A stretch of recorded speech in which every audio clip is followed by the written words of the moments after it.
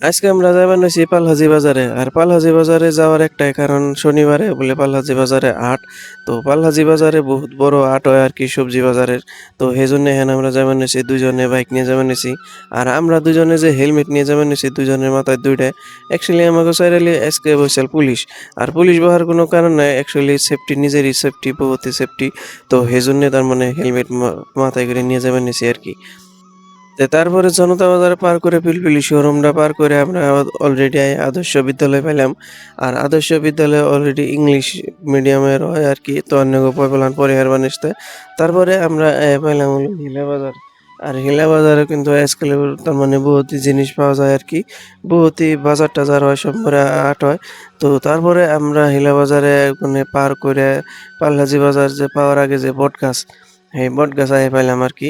আর এই বটগাছটা বহুতই বিখ্যাত। তার মানে মানুষ বহুতই জানে, বহুতই চিনে। আর আইতে তারপরে পালহাজি বাজার আইয়া পাইলাম। পালহাজি বাজার পাওয়ার পরে দেখি যে পালহাজি বাজারে পুরা পানি বাজিয়া গেছে গা রাস্তার মাঝখানে। তারপরে এসতে একটা মাঝখানে বড় ট্রাক একটা পাতিলা করে দিয়া খাড়া রইছে। তারপরে এই যে সবজি মার্কেটে আইয়া পড়লাম আমরা। তো সবজি মার্কেটে আইনে এসতে লাস্টে একটা কামারের দোকান আছে। সেই কামারের দোকানে আইনে একটা দামাদাম করলাম যে বানাইতে কত পড়বো? এই মানুষটাই তার মানে ১২০০ টাকা কইলো বুঝছেন না? ১ কেজি ৫ ওজনের একটা দাও।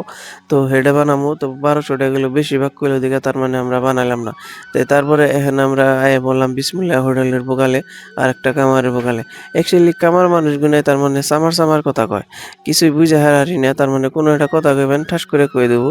তো এনে যাই হোক লোহার নাগাল কথা কয়। তো সেই হিসাবে এসটা তার মানে তাও বানিয়ে দিলাম। আর চাক্কুতে আর দাওয়ে তার মানে মুখ ভাইঙ্গে গেছাল গা আর দাঁড় আসাল না হিসাবে বানিয়ে দিলাম। আর এসতে আমরা বিসমিল্লাহ হোটেলে আইনা তার মানে কিছু এহেন ভাত-সাত খামু। তো খিচুড়ি মাংস খাইলাম আমরা। তো খিচুড়ি মাংস খাইয়ে-টাইয়ে তারপরে আমরা যাই এখান লাস্টে ওই জুসতে যামু ওই যে কামারের দোকানে।